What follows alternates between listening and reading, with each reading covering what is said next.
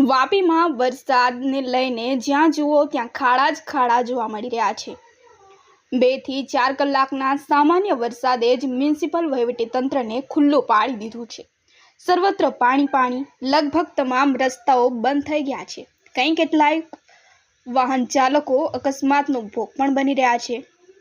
Bike સવાર હોય કે વાહન ચાલક, તેઓ ચિંતિત છે કે રસ્તા સુધારણાના નામે દર વર્ષે ખર્ચાતા લાખો રૂપિયા જાય છે ક્યાં? આમ જનતાને જ ભોગવવું પડે છે। ત્યારે માત્ર ફોટા પાડવામાં જ વ્યસ્ત રહેતા જનપ્રતિનિધિઓ આંખે પાટા બાંધીને શું કામ કરી રહ્યા છે?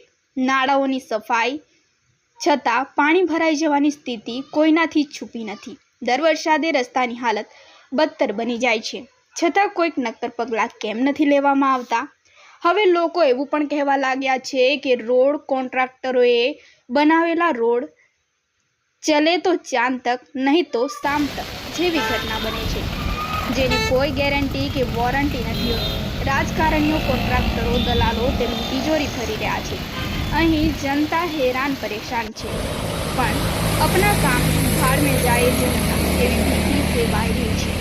વાપીમાં ઠેર ઠેર રોડ પર પાણી ભરાયા છે। આ રસ્તા છે કે પછી ખાડા, તે ખબર જ નથી પડી।